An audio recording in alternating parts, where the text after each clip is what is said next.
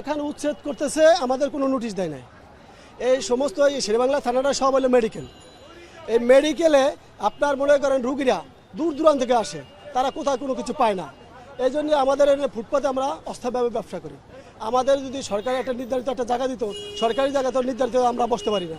এরকম ফুটপাতে বসে এই রুগীরা ভুক্তি ভোগানোর জন্য আমার কাছ থেকে তাড়াতাড়ি একটা জিনিস নিতে পারে। রোডের ওপারে তো যাইতে পারে না। হেরা তো আমরা মহিলা মানুষ, মেয়ে ছেলে অনেক কিছু চেনে না। এখন আমাদের যদি সরকার একটা ব্যবস্থা করতো যে না তোমরা নির্ধারিত একটা নির্দিষ্ট একটা জায়গা দিত, আমরা সেখানে ব্যবসা করে খাইতাম। বাল বাচ্চা ছেলে মেয়েরা আজকে বলতেছে আমার একজন কর্মচারী, এখন আমরা একজন কর্মচারী কেমনে আমরা এই মাল জিনিস সরামো না কেমনে আমরা মনে করেন দোকান সামলামো।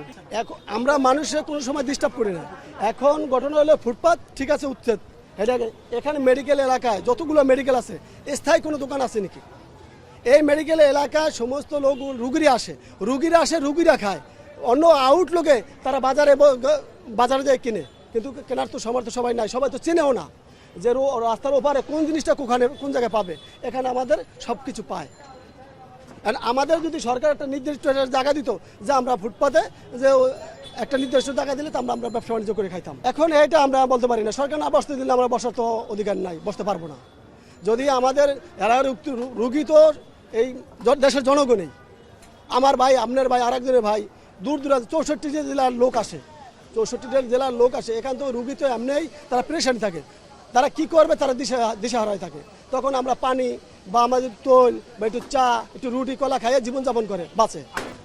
আমরা হচ্ছে ভাই মনে করেন যে হঠাৎ করে অভিযান দিতেছে, অভিযান দেওয়াতে মনে করেন আমরা বাড়িতে আসি 9টা 10টায় বাজে আইসি আজকে 9:30টায় আইসা দেখতেছি যে কেটা নাকি বইলা গেছে অভিযান আছে।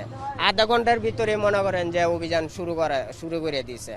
কারণ আমরা মাল সরামো না কি করবো এটা বুঝতে পারতেছি না। আগে জন্য আমাদের জানানো হয় নাই। আগে মনে করেন আরো 1-1.5 বছর আগে একদিন আগে জানায় দিত, কিন্তু আজকে জানানো হয় নাই। এটা করতেছে আপনার হাসপাতালের আশেপাশে কিন্তু বাড়িঘর নাই, দোকানপাট নাই। রুগীরা যে কোনো জিনিসের জন্য এখানে আসে, আপনি না হলে পাবে কোথায়? আপনার দোকানপাট বন্ধ থাকলে রাস্তার ওই পারে যাইতে রাস্তার পারিতে চিন্তাকারী ধরে। দিনে দুপুরে মানুষ জনতায় চিন্তায় নেগা, গলাতে টাকা নেগা, মোবাইল নেগা, এগুলো এখানে দোকানটা দিলে রুগীর জন্য সবচেয়ে ভালো হয়।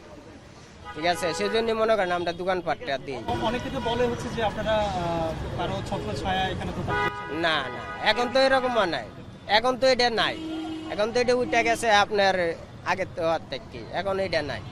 এখন মনে করেন আমরাই করে আসি, যারা মনে করেন পুরান দোকানদার হারাই দোকান দেয়, নতুন কেউ দিতে পারে না, ঠিক দেয় না। ঠিক আছে, উচ্ছেদ অভিযানের জন্য আসছে। হ্যাঁ,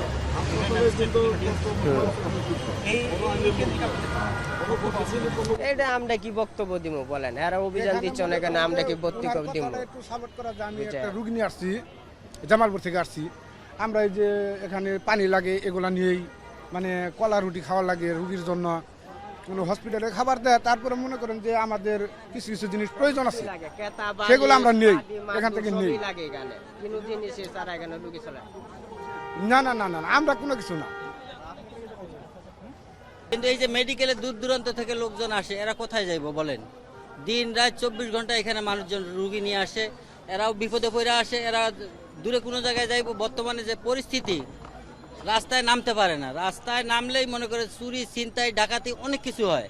আর এখানে যারা আসে সবার কাছে কম বেশি টাকা থাকেই, ঠিক আছে? এই টাকা নিয়ে রাস্তায় নামলে টাকাও নিয়ে যায়, তাদেরও হয়তো ক্ষতি করে। এই কারণে এখানে দোকান কাছাকাছি পায়, ওদেরও সুবিধা হয়, আমরাও একটু মনে করি না। এইগুলা আপনারা যদি রুগীদের কাছ থেকে জানতে পারেন যে ওরা কাছাকাছি যে এই জিনিসটা পায়।